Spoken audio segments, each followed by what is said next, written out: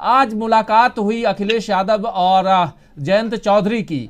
बहुत लंबे समय से ये बात चल रही है और अगर देखा जाए तो जयंत चौधरी और अखिलेश यादव पहले से ही दोनों एक गठबंधन के सूत्र में बंधे हुए हैं, लेकिन इन लोगों के बीच सीटों का बंटवारा नहीं हो पाया है अभी तक। आज की तारीख में अभी भी अगर बात करें तो सीटों के बंटवारे पर एक संशय बरकरार है, बना हुआ है कि आगे क्या होगा। अखिलेश यादव कह रहे हैं कुछ और, जयंत चौधरी कुछ और चाह रहे हैं, लेकिन दोनों ने जो ट्वीट किया है वो ट्वीट साफ बताता है कि ये दोनों चाहते हैं कि हम दोनों के लिए विन विन सिचुएशन हो। अब आगे जो बात आ रही है कि जयंत चौधरी कह रहे हैं अगर सरकार हमारे गठबंधन की बनती है तो मैं उप मुख्यमंत्री का पद चाहूंगा, आरएलडी उप मुख्यमंत्री का पद, उसके अलावा पश्चिमी उत्तर प्रदेश में ठीक ठाक सीटें, कोई 36 कह रहा है, कोई 50 कह रहा है, कोई 6 कह रहा है। अभी तक सामने बात निकल के आई नहीं है, जो भी बातें चल रही हैं सूत्रों के आधार पर चल रही हैं। कल भी बैठक होगी। ओवरऑल आपको क्या लगता है, किसान आंदोलन के समाप्ति की घोषणा, समाप्त नहीं हुआ है लेकिन उसको समाप्त कराने की जो एक कोशिश है प्रधानमंत्री नरेंद्र मोदी की, जिसमें उन्होंने तीनों कृषि कानूनों को वापस लेने की बात कही है, इसके बाद आपको क्या लगता है कि अखिलेश यादव और आरएलडी को, यानी सपा और आरएलडी को साथ साथ आना ज्यादा फायदेमंद होगा या अब दोनों को अपनी राह अलग अलग कर लेनी चाहिए?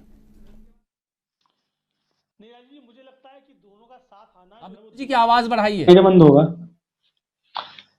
दोनों का साथ साथ आना दोनों के लिए ही फायदेमंद होगा और दोनों के लिए क्या बल्कि पूरे विपक्ष के लिए एक तरीके से फायदेमंद होगा। जो भाजपा विरोधी मोर्चा जिसको कहा जा सकता है उसके लिए फायदेमंद होगा। भारतीय जनता पार्टी के लिए मुश्किलें निश्चित तौर पर बढ़ेंगी। तो अब जहां तक सीटों के बंटवारे का सवाल है, मुझे लगता है कि ये भी हल हो जाएगा, इतना कोई बड़ा मसला नहीं है। क्योंकि अब देखिए इस किसान आंदोलन के बाद जाहिर सी बात है कि जयंत चौधरी की ताकत जो है वो बढ़ी और पंचायत चुनाव में भी वो अपना प्रदर्शन जो मतलब दिखा चुके हैं कि किस तरीके से उनकी ताकत पश्चिमी उत्तर प्रदेश में बढ़ी है। तो जाहिर सी बात है कि वो सीटें ज्यादा मांगना उनका बनता है, जायज है, लेकिन वो कितनी सीटें मांग रहे हैं और कितनी उनको मिल रही है, अब ये जो है वो अभी सब कयास की बातें हैं। जो सूचना है वो ये कि शायद जयंत चौधरी 50 सीटें मांग रहे हैं और अखिलेश यादव शायद 30 सीटें दे रहे हैं या 25 सीटें देने को राजी हैं। ये जो है सूचनाएं अभी तक जो है वो आ रही है, लेकिन ये सब सोर्सेस के हवाले से हैं, अभी कोई पक्की सूचना नहीं। मुझे लगता है कि शायद ये 25 से 30 के आसपास सीटों पे जो है मामला इनका बन सकता है, जयंत चौधरी को अगर मिल जाती है आरएलडी को, और ये ठीक रहेगा। इनका गठबंधन जो बन जाता है तो ये दोनों को जो फायदा होगा। पश्चिमी उत्तर प्रदेश में भी एक बड़ी ताकत जो है भारतीय जनता पार्टी के खिलाफ गठबंधन जो है वो बन करके निश्चित तौर पर सामने आएगा। तो अब ये तो अब मतलब कल तक हो सकता है क्लियर हो जाए, नहीं होगा तो हो सकता है अभी तक मतलब आपस में ये लोग तय कर लें और उसके बाद जो घोषणा जो है ना करें, इन टाइम पे जो है घोषणा करें, जब टिकट बटे उस समय देख लें। जहां तक सवाल ये है कि उप मुख्यमंत्री पद देने का, तो अब अगर मोदी जी की सरकार में दिनेश शर्मा नाम के व्यक्ति भी अगर कोई उप मुख्यमंत्री हो सकते हैं, तो जिनको कितने लोग जानते हैं मैं नहीं समझता कि कितने लोग जानते हैं कोई दिनेश शर्मा नाम के भी उप मुख्यमंत्री जो है वो इस सरकार में है। तो जयंत चौधरी भी अगर उप मुख्यमंत्री बन जाते हैं तो क्या बुरी बात है अगर सरकार बनती है, तो मुझे लगता है कि कोई खराबी नहीं है। एक सीट वाले मधु कोड़ा जो है झारखंड की जब मुख्यमंत्री बन सकते हैं, तो अगर जीत करके आते हैं और अच्छी सीटें लड़ते हैं जयंत चौधरी तो उप मुख्यमंत्री बन जाए, उसमें कोई मुझे लगता है कि बुराई की बात नहीं है। वैसे भी उप मुख्यमंत्री का पद जो है वो कोई संवैधानिक पद तो है नहीं, वो तो कैबिनेट मिनिस्टर है, उसी में से घोषित कर दिया जाता है कि वो मुख्यमंत्री है। तो अब ये इसलिए जो है मतलब मुझे लगता है 50 उप मुख्यमंत्री बना दीजिए, कोई दिक्कत नहीं है। मतलब जो 15% का कोटा है कैबिनेट का उसको पार नहीं करना चाहिए। तो 65 जो है उत्तर प्रदेश में शायद 65 क्या कोटा बनेगा, 40 के 403 के हिसाब से 60 के आसपास मतलब मंत्री जो होते हैं, तो आप 60 उप मुख्यमंत्री बना सकते हैं। हर कैबिनेट मिनिस्टर जो है हर मिनिस्टर उप मुख्यमंत्री है, कोई दिक्कत नहीं है। और ये कारनामा जो कर भी सकते हैं अखिलेश यादव, ऐसा नहीं है कि सरकार बने तो नहीं करें, क्योंकि मुलायम सिंह यादव जी ही है जिन्होंने 100 जो थे वो मंत्री बना दिए थे उत्तर प्रदेश में, और उसके बाद 15% का जो है वो कोटे वाला कानून जो था फिर वो आया उसी से सबक देते हुए। तो ये कोई मुझे लगता है झगड़े वाली नहीं है उप मुख्यमंत्री बनने वाली।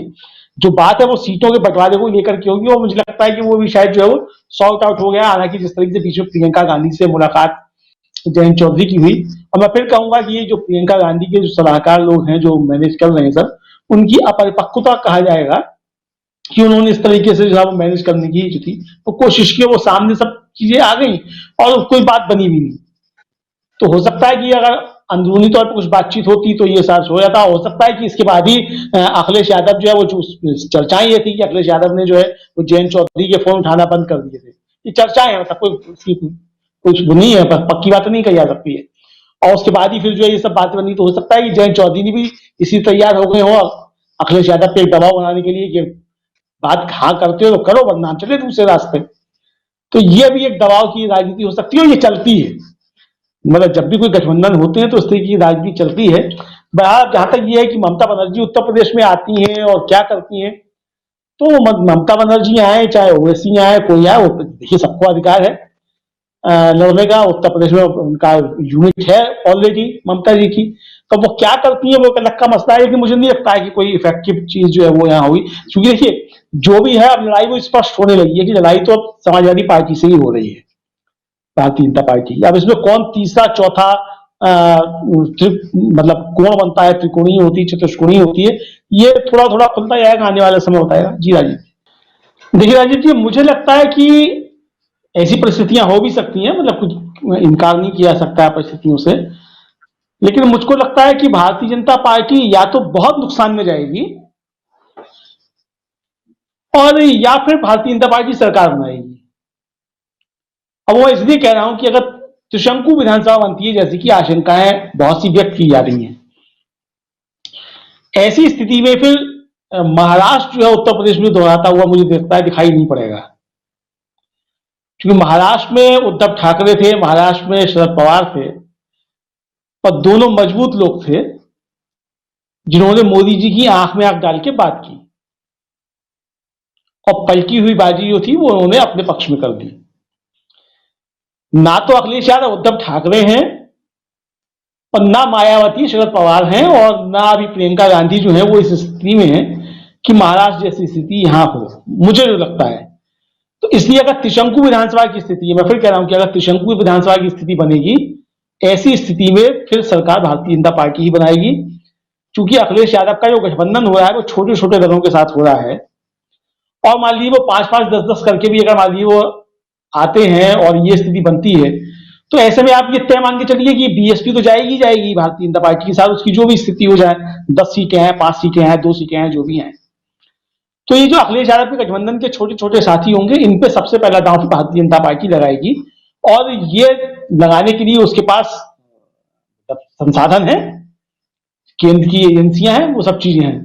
तो इसलिए अगर ये स्थिति बनती है तो ऐसा होगा। हालांकि मुझे लगता है कि ऐसी स्थिति शायद बनेगी नहीं, क्योंकि जिस तरीके से नाराजगी है भारतीय जनता पार्टी को लेकर के जनता में, तो इसलिए वो स्थिति नहीं बनेगी। और जहां तक सवाल ये कि कांग्रेस बढ़ने का क्या नुकसान समाजवादी पार्टी को होगा या किसी होगा, मुझे लगता है कि कांग्रेस जो बढ़ेगी उसका नुकसान किसी भी तरीके से भारतीय जनता पार्टी का विरोधी जो भी मोर्चा होगा, जो भी होगा, उसको नहीं होगा, बल्कि उसको फायदा ही होगा। कांग्रेस जो भी बढ़ेगी वो भारतीय जनता पार्टी का ही जो है मुझे लगता है कि नुकसान होगा। जो मैं फिर एक बात कह रहा हूं कि जो भारतीय जनता पार्टी से नाराज वोट है और जो ना अखिलेश यादव के साथ जाना चाहता है ना मायावती के साथ जाना चाहता है, उसके लिए रास्ता जो है वो कांग्रेस है और वो कांग्रेस की तरफ जाएगा। तो इसलिए मुझे लगता है कि कांग्रेस, जैसे हमारे पैनल में बैठे हुए सभी लोगों की एक राय है कि बहुत बेहतर करने जा रही है 2017 के, उस पर नहीं उसको आंकना चाहिए। मैं भी इसी मत का हूं कि उसको उस पर नहीं आंकना चाहिए, बहुत बेहतर करने जाएगी। सरकार किसकी बनी वो एक अलग प्रश्न है, लेकिन बहुत बेहतर करेगी, इसमें कोई दो राय मुझे लगता है कि नहीं होनी चाहिए। जी राजीव।